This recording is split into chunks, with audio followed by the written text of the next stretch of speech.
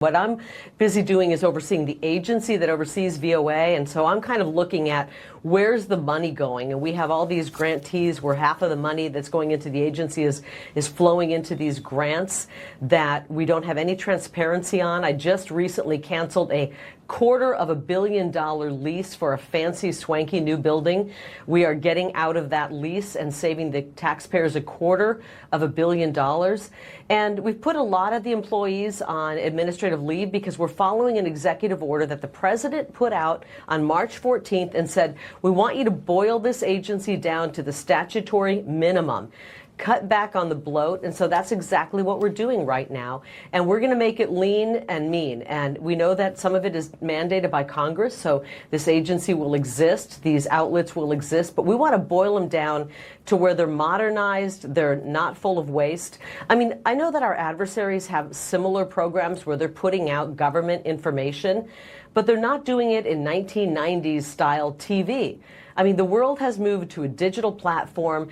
Do you think the CCP is putting out long format 1990s TV? No, they're working with TikTok and other apps and putting out information using that soft power. So we're going to find out what's working, what's not. We're going to modernize it, make it better, and make it actually useful so that it's not spreading anti-American propaganda. We want to be spreading information that is in alignment with our diplomatic policies, not against them. The mission is to spread the story of America, freedom, liberty, but it's also to keep in close contact with what we are pushing diplomatically.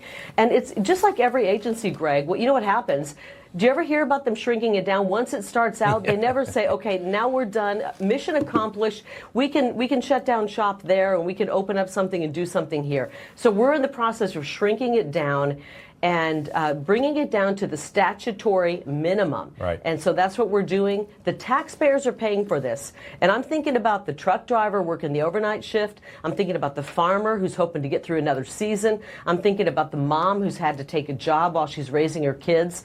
Their tax dollars are funding this agency, and right now it is rotten to the core. And I cannot allow this money to be spent in an agency that's rotten. So we're working to push the rot and the fraud out, and we're going to do that. Awesome.